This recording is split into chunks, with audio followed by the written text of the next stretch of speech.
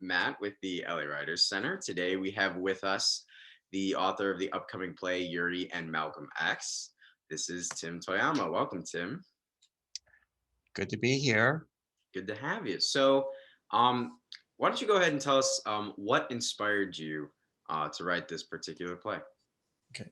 Um, well, what inspired me was a photograph. One day, years ago, I was in Little Tokyo downtown, and I was in the Japanese American National Museum, and I saw this photograph, and it's from Life magazine, and the photograph was taken on the day that Malcolm was gunned down. Hmm. He was gunned down in a auditorium in New York when he was giving a speech. And when the shots were fired, everyone ran out. But sitting there was Yuri Kochiyama. And instead of running out, she ran onto the stage and she actually cradled Malcolm's head on her lap. Wow. So I was intrigued by that photo, and I just wondered, who is this woman, Yuri Kochiyama? And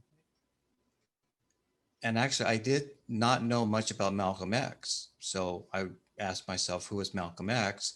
Right. And then what happened?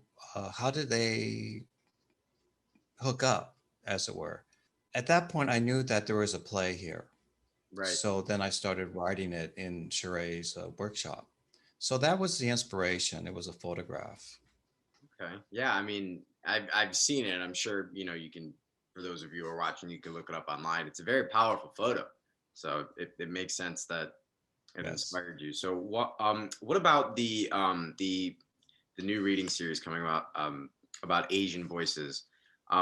What particularly do you feel is important um, about this series, and why do you think it's important to kind of have this right now?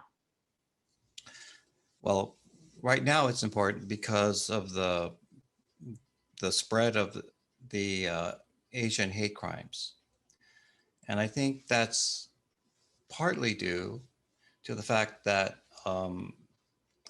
the Asian American communities are not well known.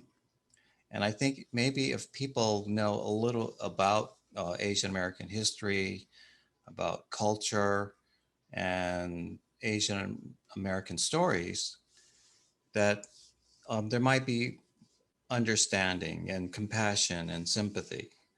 And so I think the series, when people watch these plays, will gain some insight into the Asian American community and mindset.